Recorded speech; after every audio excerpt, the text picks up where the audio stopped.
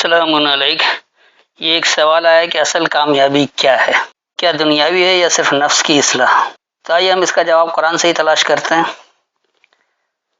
لیکن آیتوں کے حوالہ دینے سے پہلے چند باتیں نوٹ کر لیں۔ اگر کامیابی صرف پیسہ، شہرت اور بڑی گاڑی کا نام ہے تو پھر قرآن کامیاب انسان کی تعریف کچھ اور کیوں کرتا ہے؟ ایک سوال اپنے آپ سے پوچھیں، اگر آپ دنیا جیت جائیں مگر اپنے نفس سے ہار جائیں، کیا تب بھی واقعی کامیاب ہیں؟ ہمیں بچپن سے کامیابی کے خواب تو سکھائے جاتے ہیں، مگر کیا کسی نے یہ بتایا کہ اللہ کے نزدیک کامیاب انسان کون ہے؟ قرآن کہتا ہے کامیاب وہ ہے جس نے اپنے نفس کو یہ کہنے کہ ٹھیک کیا۔ تو کیا ہم کامیابی کا مطلب غلط سمجھ رہے ہوتے ہیں؟ ڈگریاں، نوکری، دولت، شہرت، اگر یہی کامیابی ہے تو پھر اللہ نے کامیاب کو انسان کے اندر کیوں تلاش کیا؟ اب اس کی آیتوں سے تصدیق کرنے کے لیے میں زیادہ نہیں، صرف 3 جگہ سے آپ کو مثالیں دوں گا تاکہ حجت تمام ہو جائے اور بعد بھی مکمل واضح ہو جائے۔ تو سب سے پہلے آپ آئیے سورہ الاعلیٰ اور اس کی آیت نمبر 14، 87 کی 14، اور اگرچہ اس کی مکمل تھوڑی سی تشریح چاہتے ہیں تو 15 بھی ساتھ میں دیکھ لیں، 87 کی 14 اور 15۔ یقیناً اس نے فلاح پائی جو پاک ہوا اور اس نے اپنے رب کا نام یاد کیا، پھر نماز پڑھی۔ اب دیکھیں یہاں بات کیا ہو رہی ہے۔ ہرگز نماز پڑھنے والا کامیاب نہیں ہے، تو یہ ترجمے سے بات سمجھ میں نہیں آتی، کیونکہ نماز تو بے انتہا لوگ پڑھتے ہیں لیکن کامیابی چند افراد کو ہی ملتی ہے، تو ایسا کیوں ہے؟ اب دیکھیے اللہ کیا کرا، قد افلح، یقینی خوب کامیاب ہے، فلاح کہتے ہیں کامیاب ہونے کو، من تزکا، جو تم میں سے نشو نما دینے والا ہو۔ یاد رکھیے کہ یہ پاک ناپاک وغیرہ کوئی قرآنی بات نہیں ہے، یہ انسانوں کے اپنے بنائے ہوئے ہیں۔ پاکی ناپاکی کچھ نہیں ہوتا ہے، صاف ستھرا رہنا ہے یا گندا رہنا ہے، کیا کچھ ہے اس کے حساب سے بات ہوتی ہے۔ اور یہ جو پاک ناپاک کے نام پر پوری کہانی بنا کر دے دی گئی ہے، تو یہ سب کچھ من گھڑت باتیں غیر اللہ کی بات ہے۔ تو یہ اللہ واضح طور پر بتا رہا ہے کہ یقینی خوب کامیاب ہوا جو تم میں سے فروغ دینے والا ہوا۔ اور فروغ کیسے دیا جائے گا، کیا کچھ کیا جائے گا، اگلی آیت اس کی وضاحت کری کہ وذکر اسما، یعنی یاد دہانی لیا پہچان کی۔ اسم کہتے ہیں نام کو، پہچان سے ہی اصل میں اس میں صرف نام جاننے کا کوئی فائدہ نہیں جب تک اس کی پہچان نہ ہو۔ تو یاد دہانی لو، پہچان کی، رب ہی اپنے رب سے، فصل بس مل جاؤ، سل کہتے ہیں مل جانے کو۔ تو رب کی یاد دہانی کے ساتھ ایک تو اس کی آپ پہچان لیں گے اور اس کے ساتھ مل جانا، یعنی عملی طور پر اس کے ساتھ شریک ہو جانا۔ تو رب کی پہچان جب آپ حاصل کریں گے، رب آپ کو کیا یاد دہانی دے رہا ہے، کیا عمل کرنا ہے، اس عمل پر مکمل درآمد یہی فلاح ہے، یعنی کامیاب ہونا ہے۔ اور یہ ہوگا کیسے؟ منتظر کا، جو تمہیں سے فروغ دینے والا ہوگا، یعنی فصل بس جو مل جائے گا۔ تو رب کے احکامات کی پہچان جب حاصل کر لے تو اس کے ساتھ اپنے آپ کو متصل بھی کر لینا، اپنے کو ملا لینا ہے، یعنی کہ پہچان تو حاصل کر لیا کہ رب کا فرمان کیا ہے، رب کیا عمل چاہ رہا ہے، اور عمل کر رہے ہیں اپنے روایتی انداز میں جو کچھ باپ دادا سے چلا آ رہا ہے، جس کی تصدیق قرآنی آیتیں نہیں کرتی ہیں، روایتوں کو لے کر چلنا ہے، چاہے سنت کے نام پر ہو، حدیث کے نام پر ہو، اماموں کے اقوال کے نام پر ہو، یا کسی بھی طرح سے ہو، بہرحال غیر اللہ کی پہچان ہے، تو اس کے ساتھ اگر آپ ملیں گے تو یقینی سی بات ہے کہ آپ کامیاب نہیں ہوں گے۔ اس کے بعد آپ دوسری جگہ آئیے سورہ الشمس اور اس کی آپ 9 نمبر دیکھ لیں، 91 کی 9، تحقیق کامیاب ہوا جس نے اس کو پاک کیا۔ یہ ہے ان کا لفظی ترجمہ۔ اب دیکھیں یہاں اللہ بات کیا کرا، قد افلح، یقینی خوب کامیاب ہے، من زکا، جو اسے فروغ دے۔ کس کو؟ اگر آپ اس کو تھوڑا سا آگے سے دیکھ لیں، آیت نمبر 7 اور 8 کو اگر دیکھ لیں تو بات واضح ہو جائے گی کس کی بات چل رہی ہے۔ پہلے یہ کہا جا رہا ہے وَنَفْسٍ وَمَا سَوَّاهَا، اور جو نفسیات ہے، جو سوچ ہے، اور جو اس کو درست کر لے، جو اس کو ٹھیک کر لے، فَأَلْهَمَهَا فُجُورَهَا وَتَقْوَاهَا، بس اسے یہ الہام ہوتا ہے، اسے یہ ادراک ہوتا ہے کہ اس سے جاری رہنا ہے اور اسی کی پابندی اختیار کرنا ہے۔ اب انہوں نے فجور کو گناہ کر دیا اور تقویٰ کو پرہیزگاری کر دیا۔ آپ یہ کہہ سکتے ہیں کہ جو اپنے طور پر معاملہ جاری رکھتا ہے، یعنی نافرمانی والا عمل کرتا ہے، تو اس لیے وہ بگاڑ پیدا کرتا ہے۔ ان معنوں میں اس کو فجور بھی کہا جا رہا ہے۔ فجر کا بنیادی مطلب تو جاری ہونا ہے، تو جو اپنے معاملات کو خود سے جاری رکھتا ہے، اور تقویٰ جو اللہ کے احکامات کے تحت اپنے آپ کو پابند کر لیتا ہے، تو جو اسے الہام ہوتا ہے، جو اسے وہ سمجھ میں آ رہا ہوتا ہے، وہ اسی پر جاری رہتا ہے یا اللہ کے احکامات کی پابندی اختیار کرتا ہے۔ تب یقینی وہی کامیاب ہوگا جو اللہ کے احکامات کی پابندی اختیار کر کے اسے اپنے عمل سے فروغ دے گا۔ تو سیدھی سی بات ہے کہ کامیابی کے لیے اللہ کے احکامات کو سمجھنا اور اس پر عمل کرنا ہے، اسے اپنی زندگی میں فروغ دینا ہے۔ اسی کو تصریف آیت کے تحت حقیم الصلاۃ وآتوا الزکوٰۃ کہا جاتا ہے، کیونکہ صلاۃ میں اللہ کے احکامات کو سمجھا جاتا ہے کہ اللہ نے اپنی کتاب میں کیا حکم دیا ہے، کیا کچھ بتایا، وہ اکٹھے بیٹھ کر روزانہ 2 وقت سمجھا جاتا ہے اللہ نے اپنی کتاب میں کیا وحی کیا ہے، اور جب اس کو سمجھ جاتے ہیں، اس کو اپنے عمل سے فروغ دیتے ہیں، یعنی اس کے ساتھ آپ مل جاتے ہیں، تو یہ زکوٰۃ ہے، اس کو نشو دینا، اس کو پروان چڑھانا۔ تو جب آپ احکامات کو سمجھ کر عمل کریں گے، بیٹھ کے صحیح سے اچھی طرح سے سمجھ لیں گے، یہ صلاۃ ہے، اور اس کو جب اپنے عمل سے فروغ دیں گے، یہ زکوٰۃ ہے۔ تو کامیاب وہی ہوگا جو صلاۃ سے سبق حاصل کرے گا اور اس کو اپنی عملی زندگی میں فروغ دے گا۔ اسی بات کو متعدد جگہ دہرایا گیا ہے، لیکن سیدھی سی بات ہے کہ آج آپ دنیا میں کامیاب لوگوں کی فہرست اٹھائیں تو کیا وجہ ہے کہ اس میں قرآن کے نام لیوا لوگ بہت کم نظر آتے ہیں۔ ان کی کامیابی کا راز بھی کچھ اور ہوتا ہے۔ تو اس کی وجہ یہ بن سکتی ہے کہ شاید آپ نے صرف دولت، شہرت، گاڑی وغیرہ کو کامیابی کا راز سمجھ رکھا ہے۔ جب آپ اس کے تحت سمجھیں گے تو یقینی سی بات ہے کہ آپ کو کہیں بھی قرآن کے ماننے والے اس لسٹ میں نظر نہیں آئیں گے۔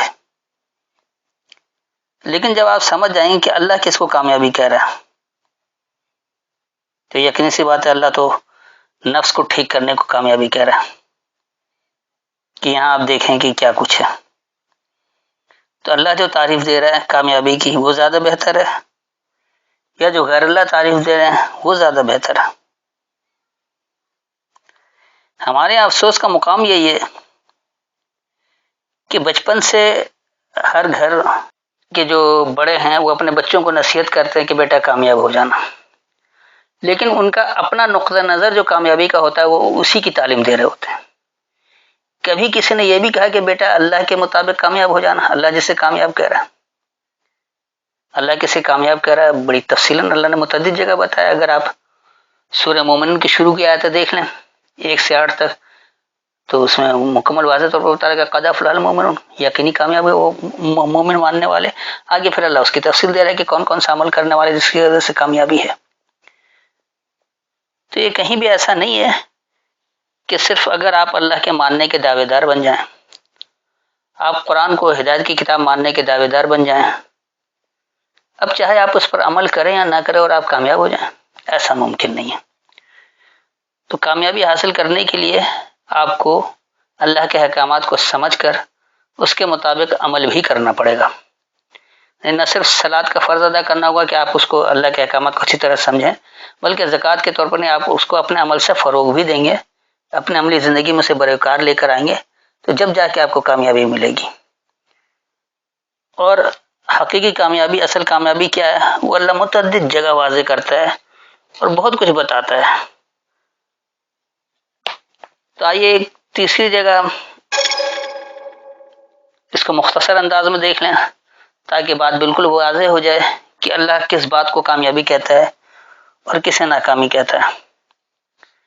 تو اس کے لیے آپ سورہ آل عمران اور اس کی آیت نمبر 200 دیکھ لیجئے، یعنی 3 کی 200. یہاں ایک نچوڑ بتایا اللہ نے کامیابی کا اصول کیا ہے. اے ایمان والو، تم صبر کرو اور مقابلے میں مضبوط رہو اور جنگ کی تیاری کرو اور اللہ سے ڈرو تاکہ تم مراد کو پہنچو. یہ ہے ان کا مروجہ روایتی ترجمہ. تو اس میں اپنے خواہشات کے مطابق الفاظ گھسیڑے گئے ہیں جو بہت واضح ہے. اب آپ اس پر اگر الفاظوں پر غور کریں تو سمجھنا کوئی زیادہ مشکل نہیں ہے. یاد رکھیے، جب تک آپ ہدایات کو خود سمجھنے کی کوشش نہیں کریں گے تو وہ کام آپ کو مشکل ہی نظر آئے گا. جب آپ خود کوشش کریں گے تو پھر آپ کو آسانی نظر آئے گی. دنیا کا کوئی بھی کام ہو سب مشکل ہوتا ہے، لیکن جب آپ اسے اپنے پریکٹس میں لے آتے ہیں، اپنی زندگی میں اس کا عمل درآمد کرنا شروع ہو جاتے ہیں تو آپ کے لیے آسان ہوتا چلا جاتا ہے. چاہے وہ کھیل کا میدان ہو، چاہے وہ سائنس کا میدان ہو، چاہے وہ بیوروکریٹ کا معاملہ ہو یا اقتدار کا معاملہ ہو، کوئی سا بھی معاملہ ہو، کسی بھی عہدے پر ہو، کسی بھی ذمہ داری پر ہو، ہر کام مشکل ضرور ہوتا ہے، لیکن کب تک؟ جب تک آپ اس میں کوشش نہیں کرتے، جب تک آپ اسے بہتر انداز میں کرنے کی صلاحیت نہیں حاصل کر لیتے. جیسے ہی آپ کوشش کرتے ہیں اور صلاحیت حاصل کرتے ہیں وہ کام آپ کے لیے آسان ہوتا رہتا ہے. اور اس کی بے انتہا مثالیں بھری پڑی، اس کے لیے کچھ کہنے کی ضرورت نہیں. تو بہرحال یہاں اللہ کیا ہدایت دے رہا ہے اس کو سمجھیں. یا ایھا الذین آمنو، اے ماننے والے لوگوں، اصبروا، تم صبر کرو، یعنی تم ثابت قدم رہو. صبر کا یہ مطلب نہیں کہ چپ چاپ سے بیٹھے رہیں، مار کھاتے رہیں اور دوسرا گال پیش کر دیں، ایسا نہیں ہے. ہمارے ہاں تو یہ ہوتا ہے کہ جب ظالم بہت ظلم کرتا ہے اور مظلوم بیچارہ خاموشی سے سہ لیتا ہے، روتا رہتا ہے، خالی اللہ سے فریاد کرتا رہتا ہے، تو اس کو یہ صبر کا نام دیتے ہیں. اللہ اس کو صبر ہرگز نہیں کہتا. صبر اللہ اس کو کہتا ہے جو آپ صحیح عمل اس کے اوپر ڈٹ جائیں، آپ کو کوئی اسے ہٹا نہ سکے. مثال کے طور پر آپ کسی محکمے کے سربراہ ہیں، آپ کے ماتحت بہت سارے افراد ہیں، آپ ہر ایک سے اس کی صلاحیت کے مطابق اسے جو ذمہ داری مل گئی ہے اس ذمہ داری کے مطابق آپ اس سے پورا پورا کام لیں اور اتنا باصلاحیت بنا دیں کہ وہ محکمہ ترقی کر جائے، تو پھر تو یہ آپ کی اصل کامیابی ہے. لیکن اگر آپ نااہل ہوئے، آپ کے اندر ثابت قدمی نہیں ہے، جس کے ذمہ جو کام لگانا ہے آپ اس کو سمجھ نہیں رکھتے ہیں، آپ صلاحیت والوں کو پیچھے چھوڑ دیتے ہیں اور جو غیر صلاحیت یافتہ ہیں جن کی تربیت بھی نہیں ہے آپ انہیں کام آگے بڑھا دیتے ہیں، کیونکہ وہ آپ کے رشتہ دار قریبی ہیں یا وہ رشوت دے کر آئے ہوئے ہیں یا سفارشی ہیں. تو یہاں سے زوال شروع ہو جاتا ہے. آج آپ پاکستان پر نظر ڈالیں، ہر محکمہ زوال کا شکار ہے، ہر جگہ کرپشن عروج پر ہے. محکمے میں اگر 100 افراد ملازم ہیں تو یقین جانیے کہ وہ کام 20 افراد کا ہے، باقی 80 افراد سفارش کی بنیاد پر، پارٹی کی بنیاد پر رشوت دے کر لگے ہوئے ہیں تاکہ حکومتی پیسہ ہڑپ کر سکے اور کھا سکے. تو یہ سب کچھ جو اقربا پروری، بددیانتی، اپنوں کو آگے لانا، اپنی جماعت کے لوگوں کو چاہے وہ بالکل ہی ناکارہ کیوں نہ ہو لیکن ان کو نوکری دے دینا، اور جو صلاحیت والے افراد ہیں ان کو پیچھے چھوڑ دینا اس لیے کہ ان کے پاس سفارش نہیں، ان کے پاس رشوت میں دینے کو پیسہ نہیں ہے، ان کے پاس اس پارٹی کی سپورٹ نہیں ہے جن کے ہاتھوں میں اقتدار ہے. تو کیا کوئی محکمہ اس طرح ترقی کر سکتا ہے؟ تو یہ ہے پاکستان کی تنزلی کی مثال کہ ہر محکمہ زوال کا شکار کیوں رہا، کیونکہ ہر جگہ رشوت، سفارش، اپنوں کو آگے لانا، پارٹی بنیاد پر لوگوں کو نوکری فراہم کرنا. تو ایسے لوگ جو آتے ہیں وہ کام نہیں کرتے ہیں، پارٹی کے نام پر انہوں نے عہدہ حاصل کیا ہے، نوکری حاصل کی ہے، وہ پارٹی کے لیے تو کام کرتے ہیں لیکن اسے عہدے یا نوکری کا کام نہیں کرتے. انہیں آدھی تنخواہ دے دی اور آدھی پارٹی خود رکھ لے، انہیں کوئی اعتراض نہیں ہوتا اس لیے کہ بیٹھے بیٹھے کھا رہے ہیں. اسی طرح جو لوگ رشوت دے کر آتے ہیں تو یہ حق سمجھتے کہ ہم نے اتنا پیسہ دیا لہذا ہم اتنے پیسے اپنے وصول کر لیں. اور پھر کماتے رہیں. اور سفارشی لوگ تو آتے ہی اسی بنیاد پر ہیں کہ کام نہ کرنا پڑے، بیٹھے بیٹھے تنخواہ لیتے رہیں. انہیں حرام حلال کی کوئی فکر نہیں، کیونکہ وہ سرکاری مال کھانا، گورنمنٹ کا پیسہ کھانا اپنا حق سمجھتے ہیں، لیکن صلاحیت کے مطابق کام کر کے دینا یہ حق نہیں جانتے. تو اس طرح کی حرام کمائی کھا کھا کر پوری قوم بے شرمی کا شکار ہو گئی ہے. جہاں حرام کا لقمہ پیٹ میں جاتا ہے تو وہاں صلاحیتیں ختم ہو جاتی ہیں، اور یہاں تقریباً یہ سمجھ لیجئے کہ جو سرکاری محکمہ ہے اس میں تو 90% سے زیادہ کرپشن ہے، اور جو غیر سرکاری محکمہ ہے وہاں کم ہے، لیکن سفارشیں وہاں بھی چلتی ہیں، وہاں بھی اپنوں کو نوازا جاتا ہے. لیکن جو غیر سرکاری ادارے ہیں، کیونکہ انہیں اپنی کارکردگی بھی دکھانی ہوتی، لہذا وہ کم از کم 70-80% باصلاحیت افراد کو رکھتے ہیں. باقی سفارش یا کسی اپنے رشتہ داری کو نبھانے کا حق ادا کرتے ہیں، قربہ پروری وغیرہ وہ کرتے ہیں. لیکن زوال کا شکار پوری قوم ہو جاتی ہے. اور آج پاکستانی معاشرہ آپ دیکھ لیں تو چاہے وہ غریب ہو یا امیر، تقریباً سبھی کرپشن میں مبتلا ہیں. اکا دکا افراد ہی بچیں گے، 1% ہوں گے جو صحیح معنوں میں اپنی صلاحیت کے مطابق کام کر کر اپنے روزگار کو حاصل کرتے ہیں، ورنہ سب ہاتھ پر ہاتھ دھرے بیٹھے رہنا چاہتے ہیں اور تنخواہ لینا چاہتے ہیں. کسی محکمہ کا کام ہو، چاہے وہ بجلی کا بل ہو، گیس کا بل ہو، پانی کا بل ہو، ہر جگہ کرپشن ہے. جمع کرانے کے لیے لائن لگانا ہو وہاں بھی کرپشن ہے. کوئی جگہ ایسی نہیں بچی جہاں باصلاحیت لوگوں کو آگے لایا جاتا اور لوگوں کو سہولت دی جاتی. ہر جگہ رشتہ داری نبھائی گئی ہے، سفارش کو نبھایا گیا ہے، اقربا پروری دکھائی گئی ہے، یا رشوتیں لے کر لوگوں کو آگے کیا گیا ہے. نتیجہ اس کا یہ ہے کہ ہر ایک کے ساتھ زیادتی ہو رہی ہے اور سب زیادتی سہنے پر مجبور ہیں. تو لوگ پیسے دے کر اپنا کام آگے کرا لیتے ہیں، وگرنہ ان کا پورا دن ضائع ہو جائے. اور خاص طور پر ہمارا پولیس کا محکمہ وہ تو 100% کرپٹ ہے. پولیس کے پاس کوئی بھی معاملہ چلا جائے تو یہ سمجھ لیجئے کہ آپ کی زندگی کو اجیرن کر دیں گے. آپ بالکل حق پر بھی ہوں گے اور آپ پولیس کو رشوت نہیں دے رہے ہیں تو آپ کا کام جو آسان کام ہے اس کو مشکل تر بنا دیں گے، آپ کے لیے درد سر بنا دیں گے کہ آپ خود خاموش ہو کر بیٹھ جائیں. لیکن جہاں کوئی طاقتور لاوی ہوگا، کوئی پیسے والا ہوگا، تو وہ پیسے کے بلبوتے پر یا اپنی طاقت کے بلبوتے پر، اپنی پارٹی شناخت کے مطابق وہ زبردستی اپنا کام کروا لیتے ہیں، اور ان کے آگے یہ بلا چوں چرا سر تسلیم خم کرتے ہیں. کیونکہ ان سب کو مرنے کے بعد اللہ کا جواب نہیں دینا ہے، انہیں جواب اس طاقتور شخص کو دینا ہے، انہیں جواب اس دولت مند کو دینا ہے جس کی دولت ہی حاصل کر کے برت رہے ہیں. تو یہ سب کچھ ملک کو تباہ کرنے کے لیے کافی ہے. تو بہرحال اللہ کیا کہہ رہا ہے کہ اے ماننے والے لوگوں، ثابت قدم رہو، وصابروا. اب انہوں نے کہہ دیا مقابلے میں مضبوط رہو. مقابلے میں مضبوطی کی بات نہیں ہے، ثابت قدم رہو اور ثابت قدم رکھواؤ. اگر آپ سربراہ کسی محکمے کے تو آپ جس طرح ثابت قدم رہیں، اپنے اصولوں پر قائم رہیں، تو ایسے ہی آپ اپنے اہلکاروں سے بھی اصولوں کی پابندی کروائیں تاکہ انصاف کو بول بالو. ورابطو، اور باہم رابطہ رکھیں. انہوں نے کہا دیا جنگ کی تیاری کرو. ربط کا مطلب جنگ کیسے ہو گیا؟ ربط پیدا کرنا، رابطہ رکھنا، تو رابطہ سب کو پتہ ہے کیسے کیا جاتا ہے. تو ورابطو، باہم رابطہ رکھو، یعنی خود بھی ثابت قدم رہیں، لوگوں کو بھی ثابت قدم رکھوائیں، اور باہمی رابطہ بھی رکھیں کہ اگر کوئی فقدان ہے تو اس کا حل نکالا جائے. کوئی مسئلہ درپیش ہے تو اس کے حل کی طرف بڑھا جائے تاکہ معاملات صحیح ہوں اور بات حل ہو جائے.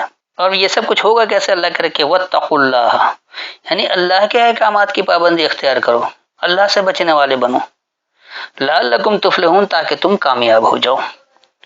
تو یہ کامیابی کا نسخہ اللہ خاص طور پر ماننے والوں کو یہ تنقید کر رہا ہے، بلکہ یہ تعلیم دے رہا ہے کہ اگر تم ماننے والے ہو گئے ہو تو ایک تو ہر چیز کو پہلے پرکھ لو، اچھی طرح سے سمجھ لو صلاۃ کے ذریعے، پھر اس کو زکوٰۃ کے ذریعے اپنے عملی زندگی میں فروغ بھی دو، اس کے اوپر ثابت قدمی سے ڈٹے رہو، اور جو تمہارے ماتحت ان کو ثابت قدمی سے ڈٹا کر رکھو اور باہمی رابطہ رکھو، اللہ کے احکامات کے پابند ہو جاؤ تاکہ کامیابی حاصل ہو جائے۔